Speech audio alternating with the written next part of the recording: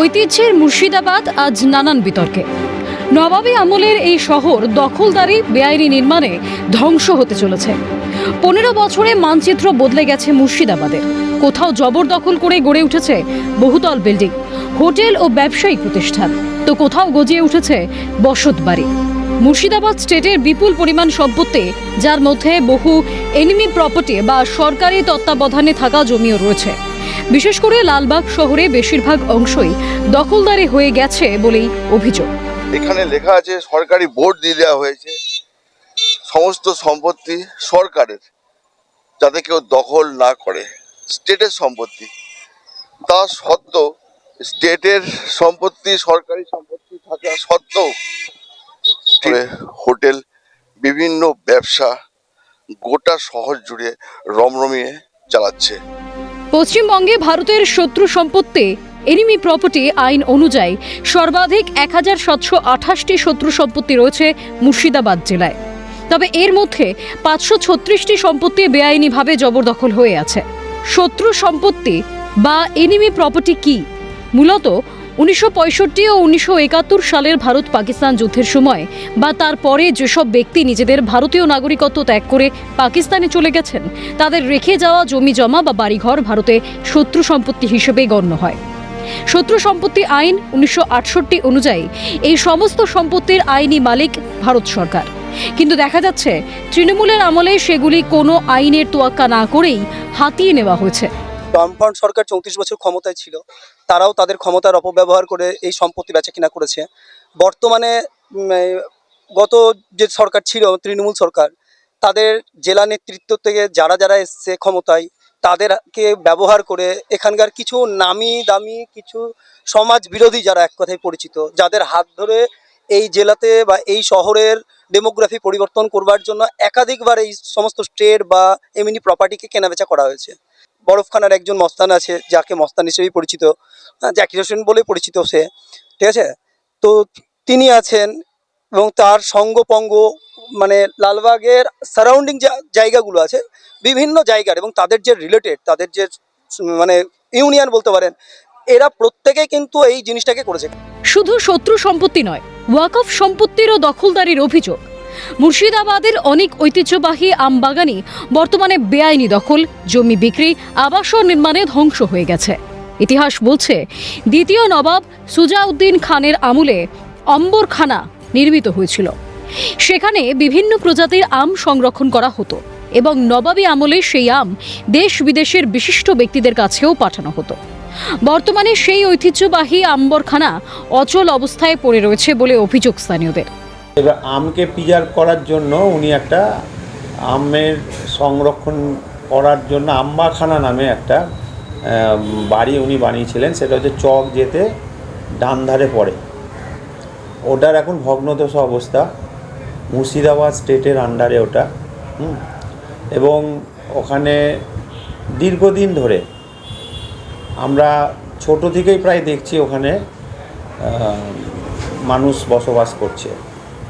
এখন আমি জানি না যে ওটা স্টেটের রেন্ট নিয়ে তারা বসবাস করছে না জবরদখল করে বসবাস করছে। মুর্শিদাবাদ জেলা নামের বিশেষত্বই হচ্ছে এটা, মুর্শিদাবাদ ভ্যারাইটিস অফ আম। এখানে প্রায় 115-16টা ভ্যারাইটি ছিল এক সময়। এবং আমরা জানি, আমরা ছোটোবেলা থেকে শুনেছি বিভিন্ন নবাবরা যে বাগান তৈরি করেছিল, সেই বাগানে প্রচুর রকমের ভ্যারাইটি। আজকের দিনে আপনি যান, সেই সমস্ত পুরনো বাগানগুলো আপনি একটাও পাবেন না।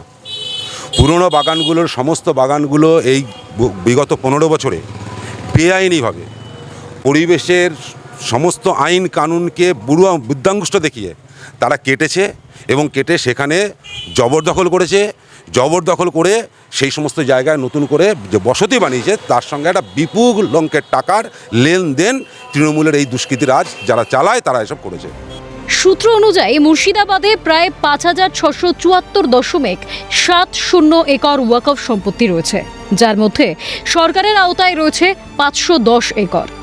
এদিকে প্রায় 310 একর সম্পত্তি স্থানীয় প্রভাবশালী ও রাজনৈতিক মদতে বেদখল হওয়ার অভিযোগ উঠেছে।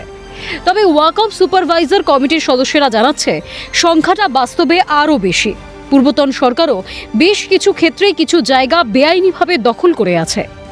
গভর্নমেন্ট ভেস্ট করেছেন 510 একর, গভর্নমেন্ট ভেস্ট করেছেন।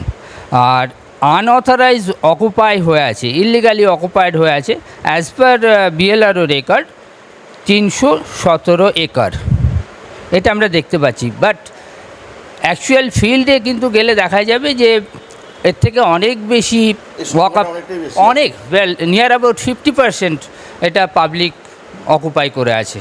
প্রাক্তন পূর্বতন তৃণমূল সরকারের আমলে পশ্চিমবঙ্গে ওয়াকফ সম্পত্তি এবং কেন্দ্র সরকারের ওয়াকফ বিল নিয়ে তৎকালীন মুখ্যমন্ত্রী মমতা বন্দ্যোপাধ্যায় এবং তৎকালীন বিরোধী দলনেতা শুভেন্দু অধিকারীর মধ্যে রাজনৈতিক সংঘাত চরমে উঠেছিল।